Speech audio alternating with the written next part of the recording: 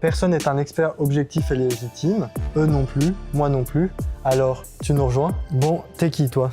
Alors moi je m'appelle Marina, j'ai 24 ans et je suis arrivée à Montréal il y a 2 mois.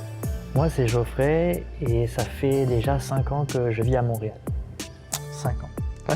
On a un bon échantillon ici, Ouais. alors 2 ans et demi pour moi, 2 mois, Ouais. 5 ans. Un grand merci au Riverside Bar Terrasse Saint-Henri à Montréal pour nous accueillir dans leur beau salon intérieur pour cette 5e émission, déjà la 5e.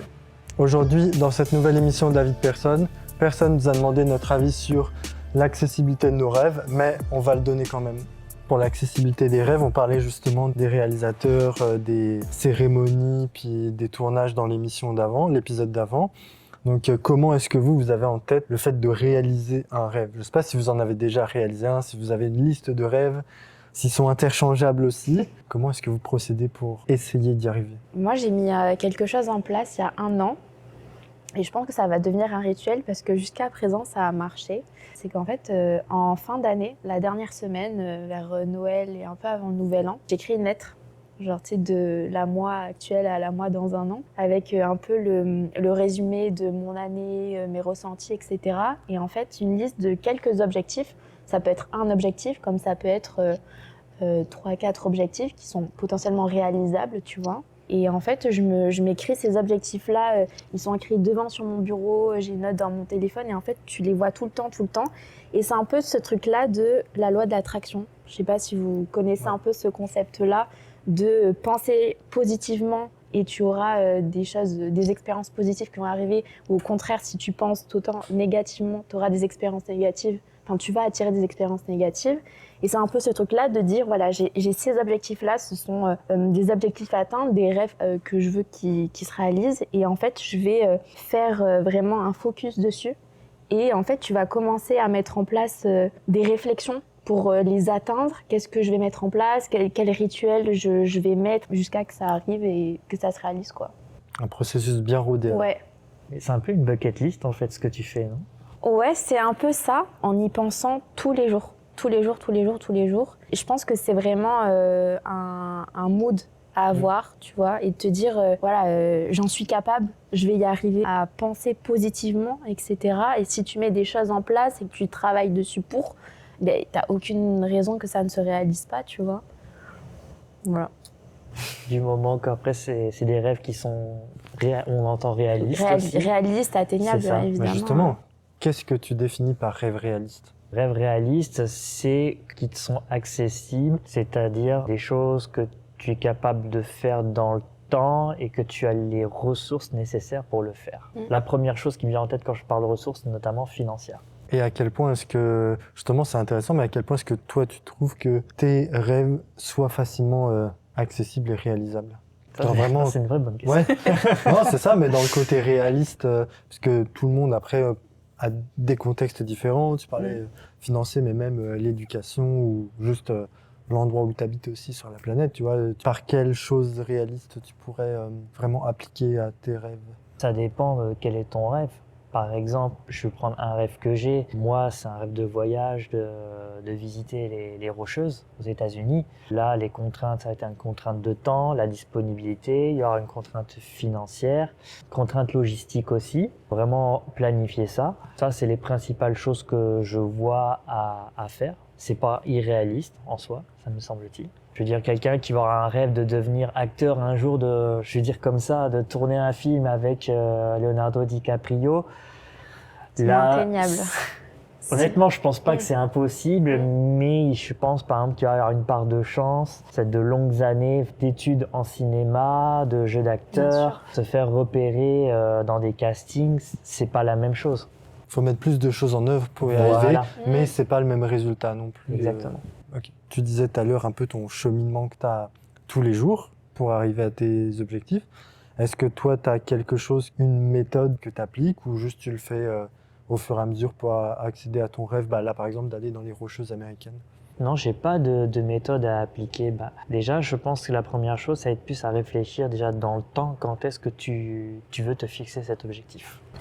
Je l'ai pas fixé dans le temps, tu vois. C'est quelque chose que j'ai en tête, mais j'ai pas encore défini à quel moment je vais le faire.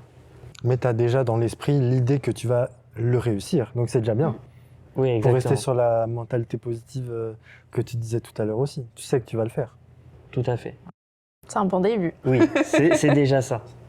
Juste, tu te mets pas la pression pour le moment de te dire... Non, c'est ça. Effectivement, je comprends ce que tu voulais dire. De dire, ah, j'ai envie de faire ça, mais je vais jamais y arriver.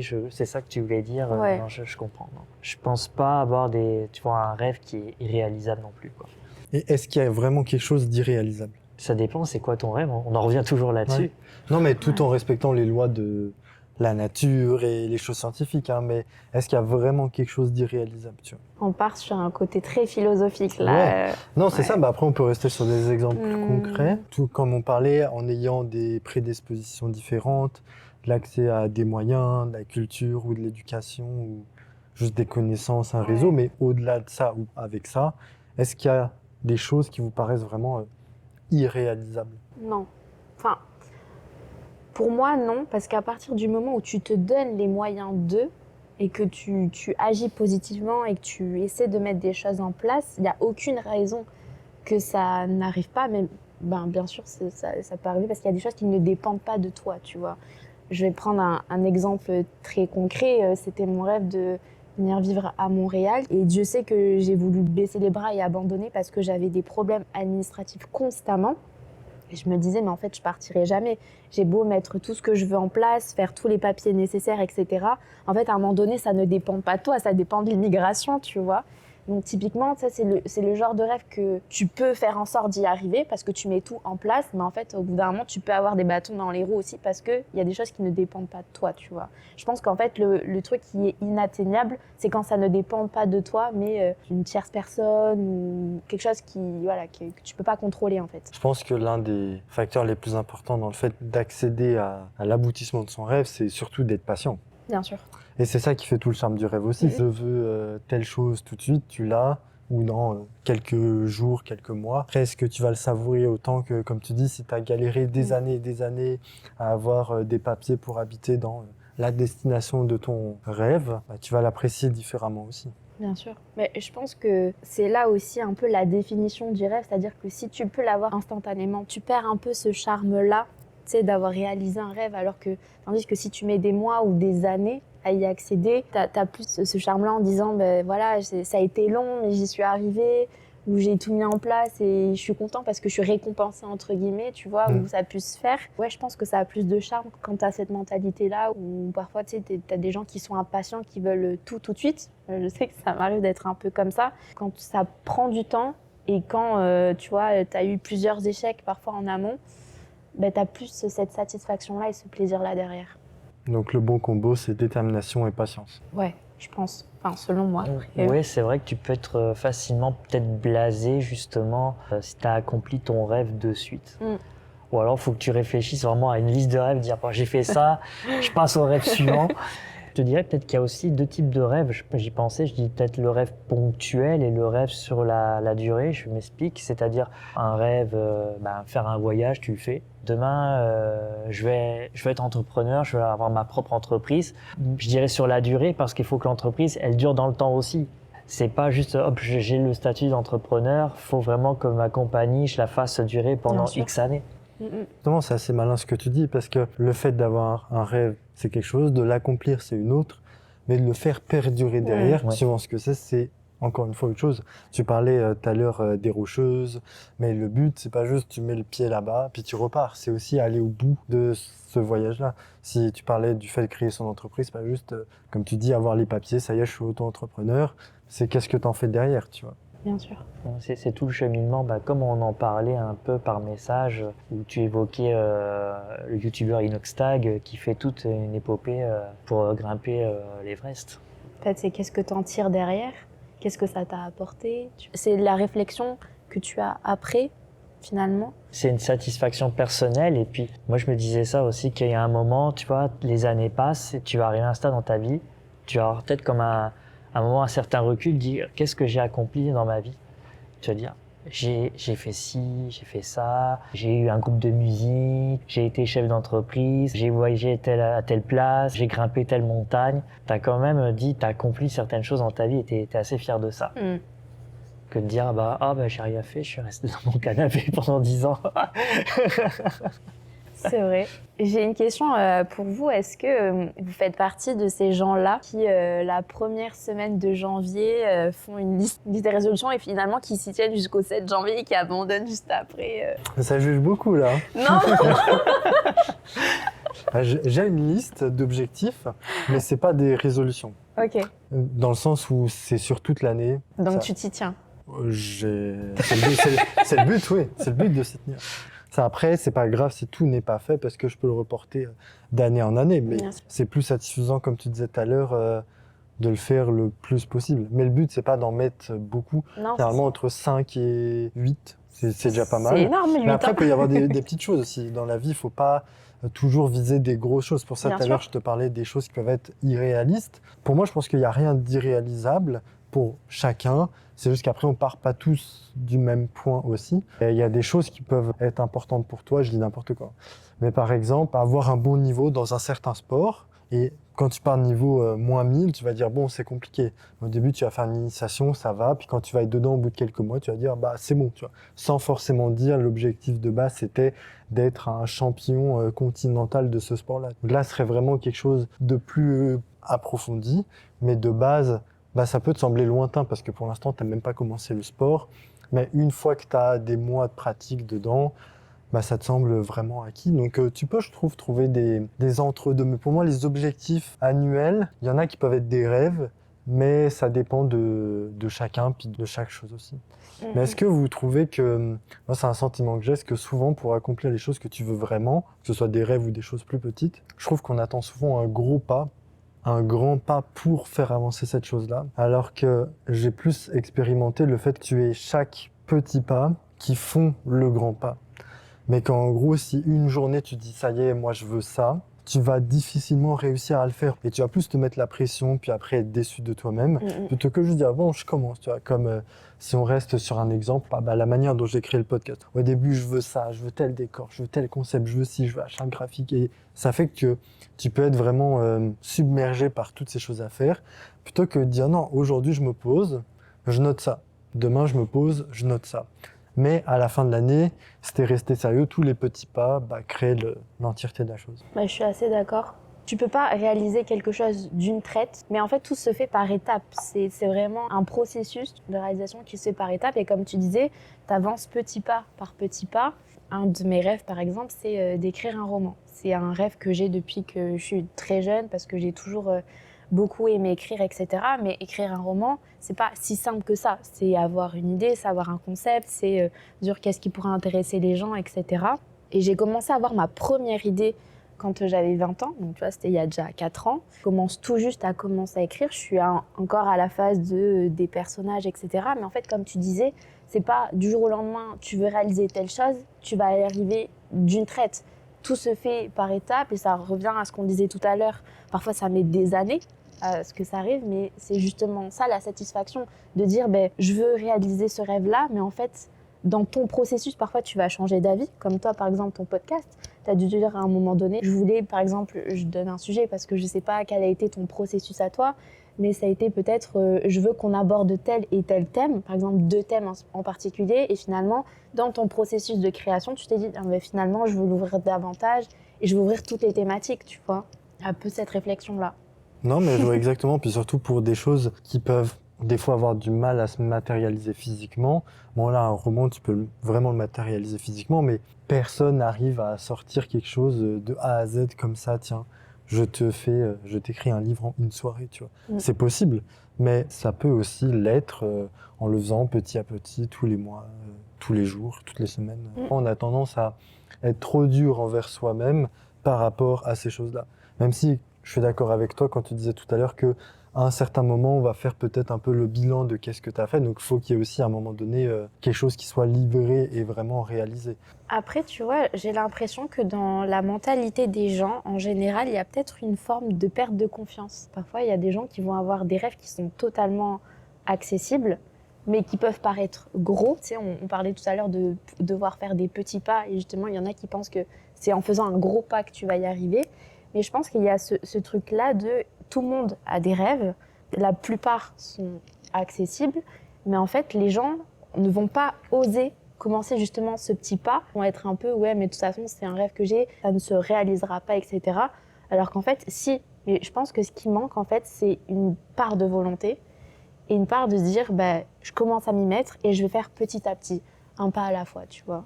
Oui, il y a plusieurs paramètres à prendre en compte. C'est, comme tu dis, il y a le manque de confiance en soi, il y a l'impatience, il y a la frustration aussi. On se sabote nous-mêmes, en fait. Parce que, comme tu dis, par exemple, écrire un roman, ça se fait pas du jour au lendemain. Prendre le temps de travailler ses idées, d'écrire, ou n'importe quel rêve, enfin, n'importe quelle chose, ça peut être un travail de longue haleine qui va prendre plusieurs années avant d'accomplir son rêve. Puis c'est intéressant ce que tu disais tout à l'heure aussi, la notion de rêve et objectif. Peut-être qu'on peut nuancer ça parce que le rêve, quelque part, c'est un idéal et il y a peut-être une vision de son rêve, un imaginaire. On arrive à l'atteindre et là, finalement, peut-être que des fois, tu vas même pas être satisfait en fin de compte. Là, peut-être une désillusion que tu vas avoir, dire ah ben finalement, c'est pas tel comme je l'imaginais. Il y a une espèce d'imaginaire quand tu as là-dedans, peut-être par rapport à un objectif. Je sais pas ce que vous en pensez là-dessus. Tu disais motivation, mais je trouve aussi ce qui te permet de continuer à avancer jusqu'à ton rêve, c'est même plus la motivation. Parce que la motivation, je trouve, c'est vraiment plus l'énergie comme un briquet, tu vois, qu'est-ce qui va vraiment allumer la flamme. Mais pour la garder allumée, pour moi, c'est plus le côté discipline et rigueur, dans le sens sans forcément dire que tu le fais tous les jours, tu vois. Mais vraiment plus que tu te mettes un cadre un peu dans ta tête et tu te dis, bon, j'ai tel ou tel contexte dans ma vie qui font que, mais t'as pas le choix, faut que tu t'y mettes, tu vois. Après, tu peux aussi, comme on disait, pas besoin de se mettre trop de pression ou quoi, suivant le rêve que c'est. Tu veux dire, bon, là, je suis moins motivé, je le fais pas, bah, c'est pas que avec de la motivation, parce que quand tu es en processus comme tu as commencé, mais tu es encore loin, faut qu'il y ait un facteur extérieur à tes émotions pour t'obliger, entre guillemets, à le continuer, ton rêve. Ouais, bien sûr, je suis tout à fait d'accord. Et puis, en fait, finalement, tu te conditionnes, entre guillemets, tu vois. Tu te dis, bon, ben là, si je m'y mets pas là, c'est pas très grave. Je sais que si c'est pas aujourd'hui, ça sera demain, tu vois. Mais c'est toujours dans ce dynamisme-là de se dire, ben, step by step, et voilà. Mais sans pour autant se mettre trop la pression non plus. Parce que justement, tu peux avoir ce que tu disais, Geoffrey, cette désillusion-là où tu dis je m'y mets tous les jours, je me force à m'y mettre tous les jours et finalement, bah, je suis déçue en fait, du résultat et j'ai cette désillusion en fait. Mais il y a quand même, j'ai l'impression, un travail peut-être de planification parce qu'il y a quand même ce risque à vous entendre un peu de procrastination, de dire ben, je remets ça à chaque fois au lendemain, puis au lendemain, et puis finalement, t'avances pas en fait, dans ton cheminement. En fait, dans ce cheminement finalement de réaliser un rêve, c'est se donner des petits objectifs.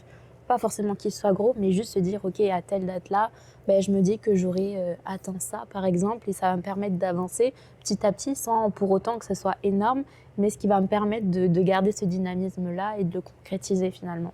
Non, je suis d'accord. Je sais pas, ça peut être considéré comme des rêves, mais il y a des gens qui peuvent dire, moi, je veux une voiture de tel type, je veux ci, je veux ça, mais en vrai, est-ce que tu as vraiment envie de imaginons de cette voiture-là? Non, c'est juste que des fois, il y a des personnes cibles qui sont vraiment passionnées par ça, mais il y en a, c'est juste parce que à un certain âge, tu dois avoir une certaine montre, tu dois avoir une certaine voiture, ce genre de choses. Et c'est des rêves qu'ils ont, mais qui leur sont moins personnels aussi. Je vois ce que tu veux dire. Et tu parlais aussi tout à l'heure, mais il y a aussi le côté qu'est-ce que ça t'apporte derrière le rêve? Une fois que tu l'as réalisé, qu'est-ce que tu en retires? Que ce soit pour un prochain ou juste pour ta satisfaction également. Qu'est-ce que vous recherchez derrière l'accomplissement du rêve? Je pense que c'est une forme de satisfaction personnelle et ça revient un peu à ce que tu disais, Geoffrey, où quand tu arrives à un certain stade de ta vie, où tu prends un peu de recul et tu fais une rétrospective de ce que tu as pu accomplir dans ta vie, bah, tu te dis j'ai cette fierté-là, tu vois, d'avoir fait ça, d'avoir été en tel lieu, d'avoir visité telle personne, etc. Tu vois, c'est une forme d'accomplissement personnel, je pense. C'est ce qui contribue aussi à ton bonheur, tu vois, tout simplement.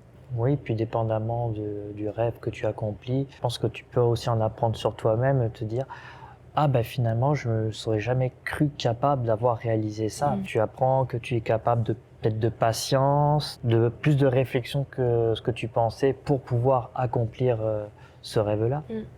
C'est une forme aussi de dépassement de soi. Oui. Ces accomplissements après peuvent justement finir un peu de compléter la personne que tu es, sans forcément dire j'ai fait ça, mais aussi qu'est-ce que ça t'a amené pour y arriver également. Tu vois, comme un exemple, les langues. Si ton rêve c'est d'apprendre à parler telle ou telle langue, le plus dur c'est quand même de se lancer. Après, une fois que tu es dedans, il y a des choses à peaufiner. Il n'y a rien de plus accessible quand même que d'apprendre une langue, en vrai. Ouais, ben là tu vois, moi je suis pas certain que ce soit le plus dur de faire le premier pas, c'est de tenir sur la durée, Ok. de suivre vraiment un rythme assez régulier pour son apprentissage de la langue. Ouais. Est-ce que tu as déjà eu une expérience avec une certaine langue, un peu similaire, où le début ça allait, mais pour rester assidu, ça pouvait être plus dur? Mais là je repense après, bon, là les études, moi j'avais étudié, j'avais fait des études de langue, notamment l'anglais et l'allemand. Et j'ai pas pratiqué. Bah, quand tu pratiques pas, tu perds en fait. Et tu vois, par exemple, l'allemand, j'ai pas pratiqué, j'ai perdu. Tu vois, j'ai pas fait d'exercice ou quoi que ce soit pour justement entretenir la pratique, la maîtrise de la langue allemande, par exemple. Tu sais que tu es capable de le faire si à un moment donné tu dois le refaire. Ah oui, par exemple, je sais qu'il y a des outils qui sont à ma disposition qui peuvent me permettre de réapprendre la langue, justement. Oui. Et même toi en interne, je dirais, est-ce que tu te sens capable de le faire, de le réapprendre, au-delà de l'envie de le faire tout de suite, mais si dans, je sais pas, quelques années, tu dois le faire parce que tu emménages là-bas, est-ce que tu te sens les capacités de le faire? Ah oui, Oui. par exemple de me dire, est-ce que par exemple, dans 6 mois, je vais aller vivre en Allemagne, donc je vais devoir réapprendre l'allemand. Est-ce que je me sens apte à réapprendre l'allemand? Oui. Bah, c'est déjà bien, Ça. parce que tu as une case mentale qui est déjà cochée aussi dans ta tête pour le faire. La première chose en tête, en fait, je pense, c'est la volonté de le faire. Tout commence par ça. Ce que je trouve important, c'est de matérialiser cette volonté de rentrer et d'accomplir ton rêve avec quelque chose. Je ne sais pas si c'est quelque chose qui vous le fait aussi dans la vie, que ce soit vous ou d'autres gens. Tu peux facilement ou pas, mais avoir des idées. Tiens, je vais lancer tel concept, que ce soit une entreprise, un rêve, comme là un roman, un loisir, n'importe quoi. Mais en soi, tout le monde peut avoir des idées. Il y a des gens plus ou moins créatifs, mais tout le monde peut avoir des idées. Mais le plus dur, c'est vraiment de l'idée de la poser sur le papier et qu'elle commence à prendre vie. Parce qu'en plus, elle sera jamais exactement de la façon dont toi tu l'as imaginé. Il y aura toujours des contraintes, des choses un peu différentes, des fois pour le mieux, mais aussi des fois pour le moins bien. Donc, des fois, c'est bien de réfléchir aux choses, mais il faut peut-être pas tomber dans le piège de surréfléchir. Et un jour, je se dire, bon, là, je sais que moi, je veux faire ça. Peut-être, je sais que j'ai la confiance de réapprendre cette chose-là, mais vas-y, aujourd'hui, je le fais et je commence. Et après, tu peux prendre le temps que tu souhaites pour l'accomplir, mais des fois, le fait de le poser juste dans la vraie vie, de le matérialiser, c'est ça qui te permet de te lancer aussi. Oui, c'est ça, en fait. Tu couches ton idée sur un papier, et après, te dire, c'est quel est mon plan d'action? De quoi je vais avoir besoin pour réaliser cette idée? L'échelonner dans le temps, voir combien de temps je vais me laisser pour faire ça. Parce qu'en tant qu'humain, de manière générale, la peur que la plupart des gens partagent, c'est quand même l'inconnu. Donc quand tu as une idée ou un rêve, tu le vois juste comme ça, mais c'est juste une notion. Après, si tu le poses sur papier ou même juste tu commences à le détailler, tu es un peu plus familier avec, tu vas poser des détails, tu vas voir un peu les coulisses, ce genre de choses. Donc tu vas un peu le démystifier. Ce qui fait qu'après, ça te semblera un peu moins inaccessible et donc plus facilement réalisable. Et potentiellement aussi voir les obstacles auxquels tu vas pouvoir faire face aussi, tu vois. Et te dire, ok, bah, là, ça va être un peu plus dur, mais je vais pouvoir mettre ça en place justement pour y arriver. Et ça revient à dire ce qu'on disait tout à l'heure, cette forme de dépassement-là, et ce qui va t'aider justement à l'atteindre un peu plus facilement. Et est-ce que ce soit sur les rêves ou même d'autres éléments, parce que ça peut être un peu large, est-ce que vous êtes du genre à vous comparer avec d'autres personnes, que ce soit des personnes que vous connaissez ou juste des gens, que ce soit sur des réseaux sociaux, à la télé? Je pense que ça dépend des personnalités de chacun. Tu sais, t'as des personnes qui sont plus influençables que d'autres. Je sais pas vous, moi je sais que c'est pas trop mon cas, mais j'ai pas TikTok, mais je passe beaucoup de temps sur Instagram. Pour autant, j'ai pas trop ce truc-là de l'influence. Mais par contre, dans la vraie vie, ça va être plus des actions qui vont être menées, les réussites de chacun. Alors pas où je vais jamais être envieux de qui que ce soit, mais je vais pouvoir faire des comparaisons en me disant est-ce que je peux pas faire mieux finalement? Si un tel a réussi à faire ça, pourquoi moi je pourrais pas réussir, tu vois? Et ça, je vais prendre un exemple, c'est tout bête, hein, mais tu vois, le permis. Je l'ai eu, j'ai 24 ans, je l'ai eu il y a 6 mois, tu vois. Et c'était vraiment l'histoire de ma vie. C'est-à-dire que ça a été vraiment très compliqué depuis que j'ai 18 ans, parce que j'ai voulu l'avoir très jeune. Et en fait, tu sais, comme tu disais tout à l'heure, parfois, tu as l'aspect financier qui rentre en compte, etc. Et en fait, je m'étais inscrite à mes 18 ans. Finalement, tu sais, tu commences à travailler un peu le code et tu lâches l'affaire.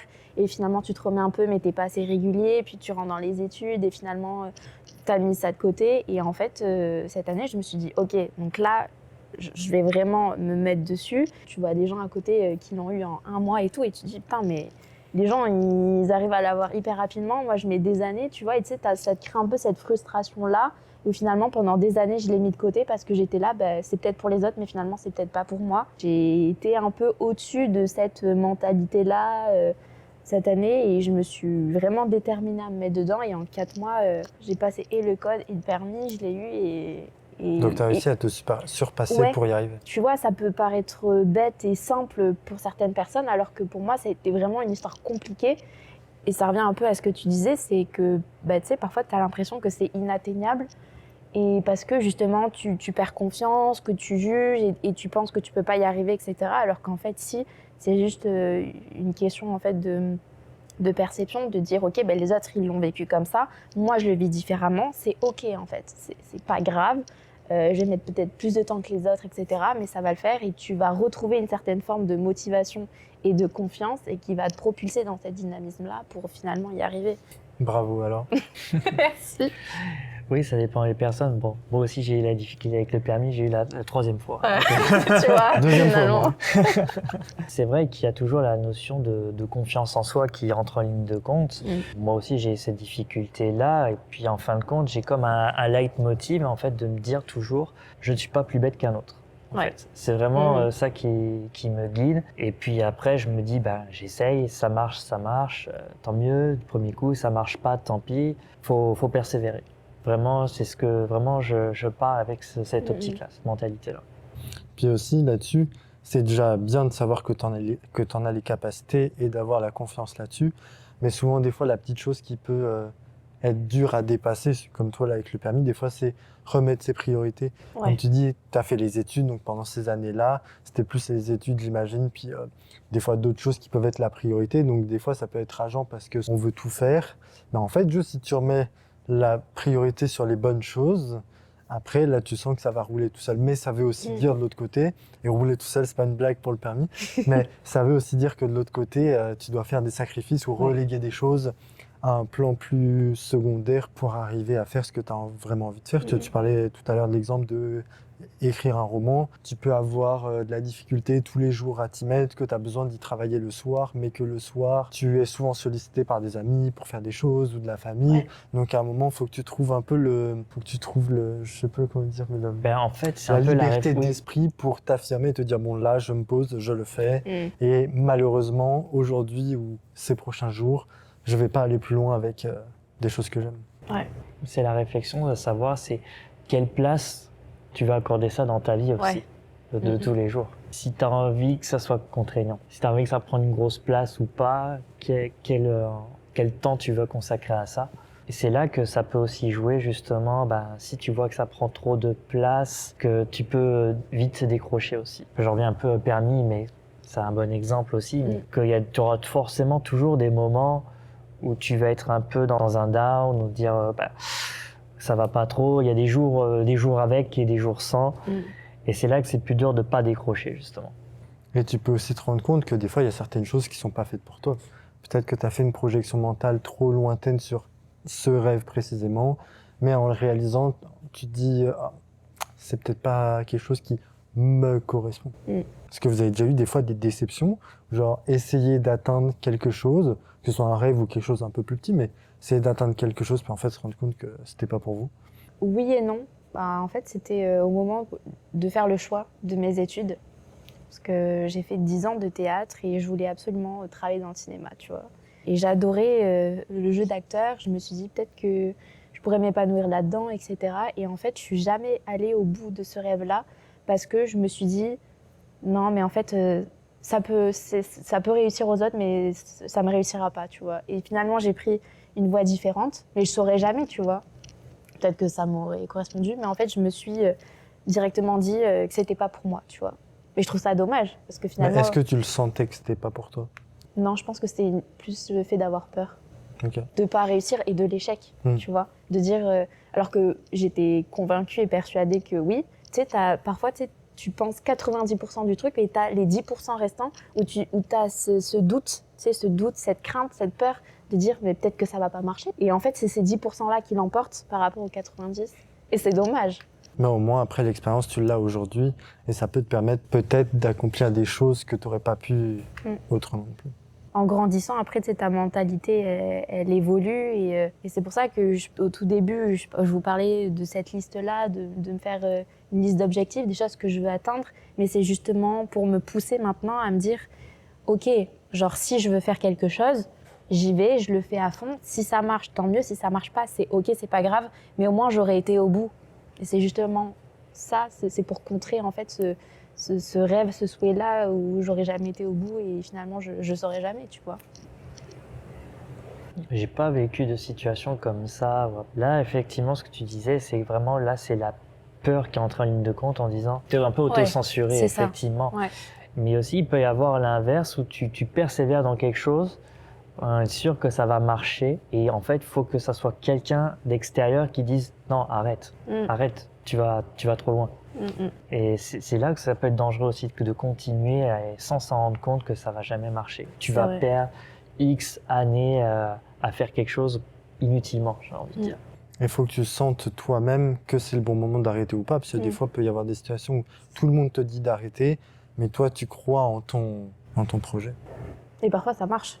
Oui, parce que les autres n'y croyaient pas pour toi, tu vois. Mais je pense que c'est un juste milieu à trouver, c'est un certain équilibre. Faut le sentir, je pense. Ouais.